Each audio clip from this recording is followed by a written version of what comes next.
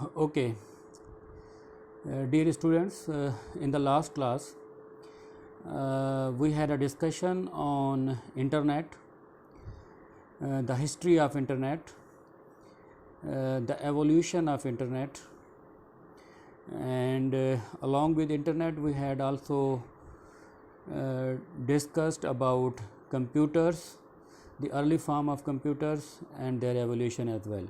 We have discussed different technologies in the field of internet, and today we will talk about the data representation. Firstly, we will talk about data. You all know the data and information and the difference between data and information, but we will have a quick look at it again, and then we will talk about the bit patterns, and then we will talk about the coding and decoding schemes and the popular coding and decoding schemes, and how different form of data can be represented, like text, image, numbers, audio, video. These are different forms of data. We will see that how this data can be represented in computers. This lecture may be divided into two parts because some of students have problems in downloading the big files, like our first lecture that was on internet was a long video, so it was very difficult for few students to download that. So I will try to divide this lecture into two parts. Okay, so let's start. Firstly, let's have a quick look at what is data. As you already know, you might have studied in ITC, Introduction to Computing, that what is data, what is the difference between data and information. Let's have a quick look at again, and then we'll move on to the bit patterns. So what is data? As you know, data is raw facts and figures, and information is usually termed as processed form of data. Means before processing it's data, and after processing it's information. So in between data and information there is processor. You also call it microprocessor. So when your data is processed by your microprocessor, then the results are achieved, and that can be called information. Okay, and data is usually termed as useless, while information is useful. Data may be termed as rather like meaningless, and information can be meaningful. Okay, let's further explain it with an example. What can be the example of it? For example, in your class of BS CS or IT, I say that Mr. Ali has obtained 85 marks in my subject Fundamentals of IT. Ahmed has obtained 73 marks. Mr. A has received like 90 marks, B has 65 marks, and so on and so forth. If I tell you the marks of all students of the class, like 80 students of the class has obtained these marks and these marks. Now this is data. These are raw facts and figures, but they does not tell you the complete story, like sort of meaningful information. But if we calculate the average marks of the whole class, that will give us the idea that how good this BS class is in my subject, that is fundamental of IT. For example, if we calculate the average of average marks of the whole class, if it is, say for instance, more than 80%, we will see that students are good in FIT. Okay, if less than 80, less than 70, we can say they are poor in FIT. So this information, after calculating the average, the information can give us the meaningful data. Okay, the average, for instance. So this is the difference between data and information. Data is meaningless, information is meaningful. Data is raw facts and figures, information is processed fact and figures, processed form of data. And the example which I have given to you, I think it clarifies the idea. Okay, now let's have a look at data types. As you know, there are number of data types. Say instance, text, number, numeric, images, audio and video. Now all these are different forms of data. Okay, text may be processed by a word processing program like your MS Word, and numbers may be processed by some engineering programs, okay, like MATLAB. Images can be processed by some image processing programs like your MS Paint, Photoshop. Audio and video may be processed by the audio processing or video processing programs like Windows Media Player, my favorite VLC player, and something like that. So these are different forms of data. Data may be in the form of text, means text may be characters, special symbols, and numbers, images, audio and video. Now this is different form of data, but you know, all these form of data, when it is processed by computers or when it is stored in different type of media in computer systems, this is stored in binary format. Now how it is translated from text to binary, from number to binary, from images to binary, from audio to binary, from video to binary, this is quite interesting. I mean, how all these complex form of data, okay, we can say that text and numbers are quite simple form of data, it can be translated, but how it is translated we will see. But images, audio and video are a complicated form of data, how they are translated into binary format, how they are coded and decoded, we will see in the in this presentation later on. So before going to coding and decoding, this slide represents data representation. As you can see, in computers, data can be represented only in two forms, in binary form, that is zeros and ones. If you resemble zeros and ones in form of electrical circuits, it may be ons and offs. These are the switches which can be on and off. Maybe on may be a high voltage and off may be a low voltage. A high voltage may represent on and a low voltage may represent off.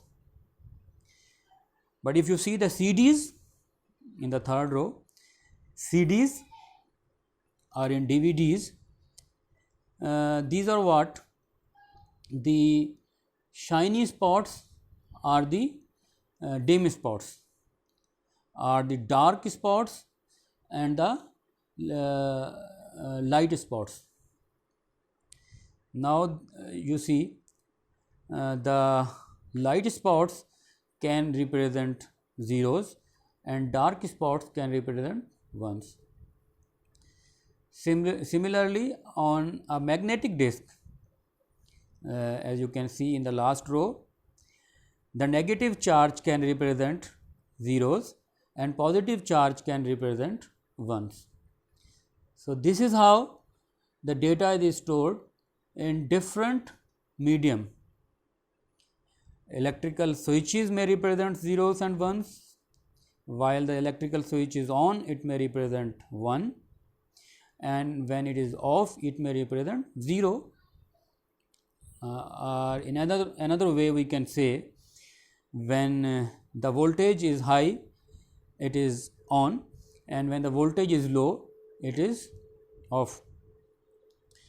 And in the CDs and DVDs, dark spots represents on and the light spots represent off. And in the magnetic material, we can say that the negatively charged particles represent zeros and positively charged particles represent ones. Okay, we will see further in the later slides. Okay, information coding and decoding. What does it mean by coding and what does it mean by decoding? We will see this. As you know, human senses deals with a variety of information or signals. You see, our senses, like our sense of hearing, our sense of watching, these are our senses. This ear can sense the voice, it can hear the voice. Our eyes can watch the pictures, images, the videos. As you see, our senses deal with different sort of information, and our processor, I mean our brain, can process that information and can give us some useful information. Like our ears can hear the voice, can hear the sounds, and it can process that sound and it can recognize, our mind can recognize the perceived voice, okay, and we can recognize the human as well, that whose voice is this.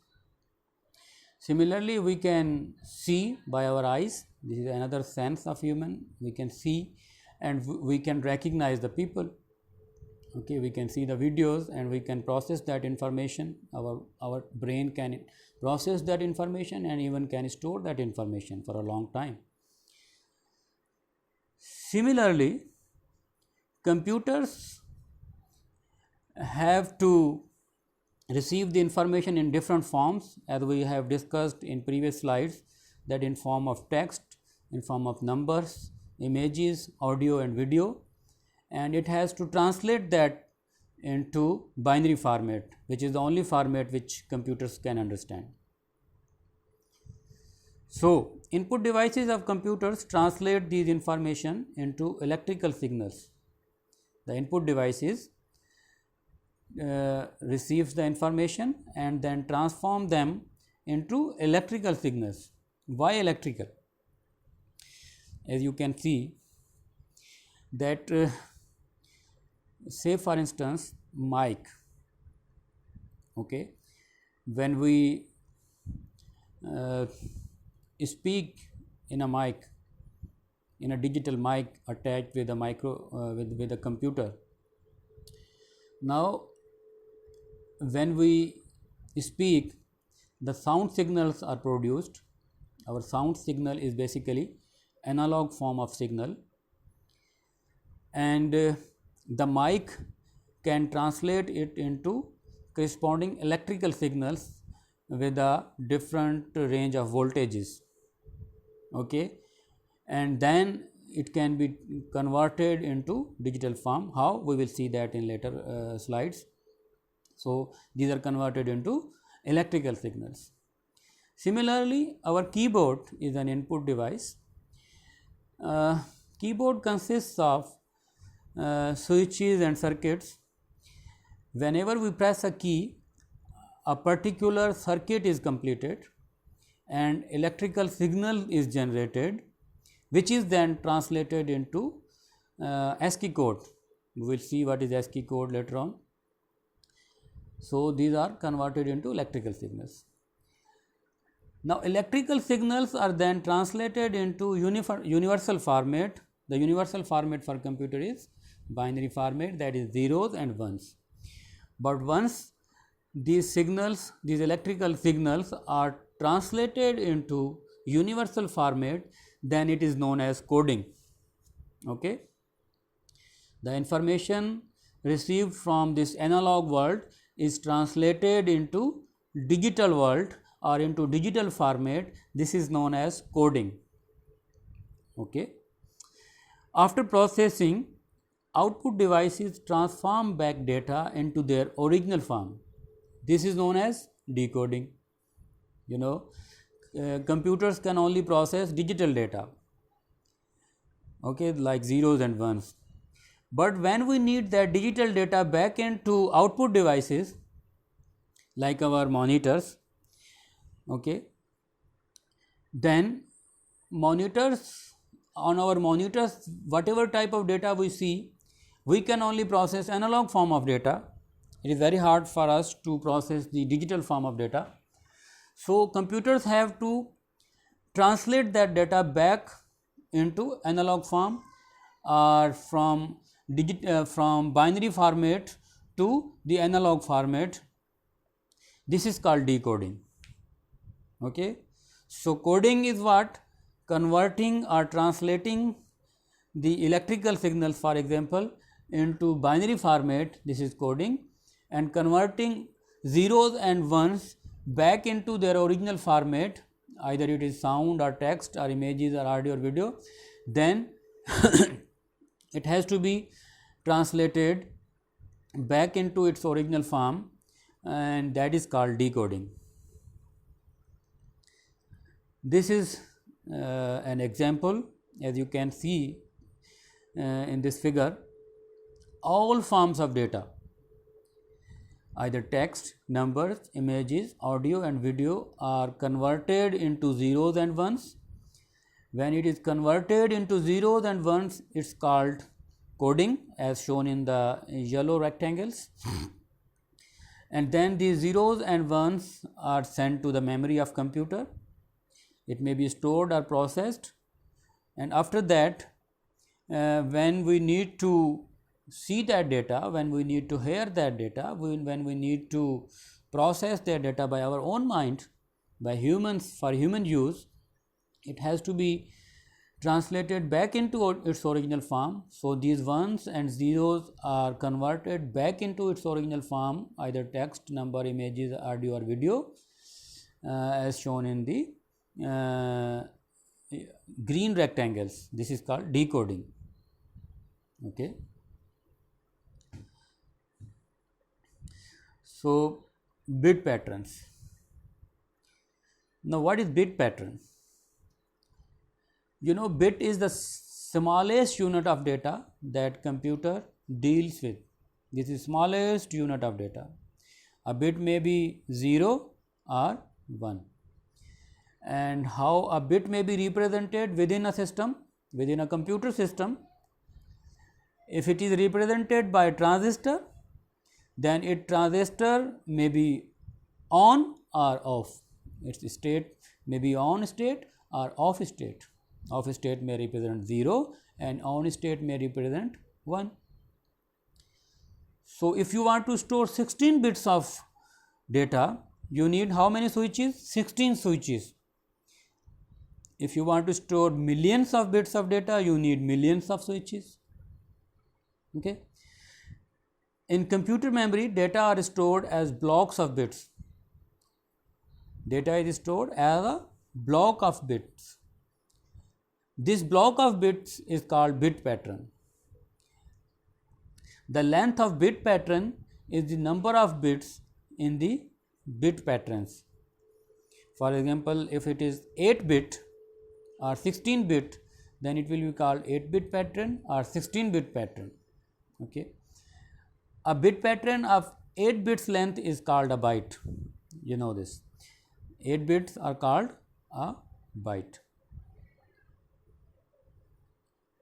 Okay. So, how the data is represented within a system? Firstly, we will see that how text is represented, then we will see other forms of data. So, written text is made of alphabetical symbols, you know, it may be ABC, lowercase ABC or uppercase alphabets. For example, in English there are 26 uppercase and 26 lowercase symbols. Now, each of these symbols is represented by distinctive bit patterns or distinctive codes. For example, A may have a different code, B may have a different code, and C may have a different code, and so on and so forth. So, these will be different codes or different bit patterns. We will see this in detail. Once alphabetical symbols are represented by a bit pattern, any word that is made of combination of letters can be represented. These alphabetical symbols, as I mentioned, that ABC, lowercase ABC or uppercase ABC, they can be represented by a bit pattern or code. Similarly, these different codes can represent a letter. With the combination of different codes, a letter can be represented. This is an example. For example, there is one word, byte.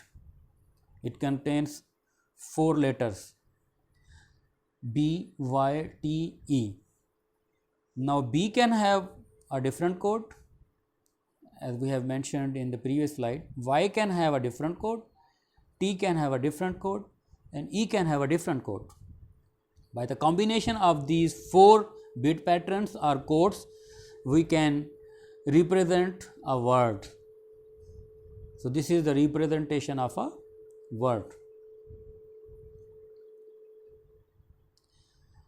Now, how this text can be represented? There are different code systems. In fact, there are 5 popular code systems which are used to represent alphabetical symbols. Which are those? ASCII or American Standard Code for Information Interchange, Extended ASCII, this is extended form of ASCII code, EBCDIC, that is Extended Binary Coded Decimal Interchange Code. Then there is Unicode, that is Universal Code, and finally there is ISO, International Organization for Standardization. You know about this, it has also a coding scheme.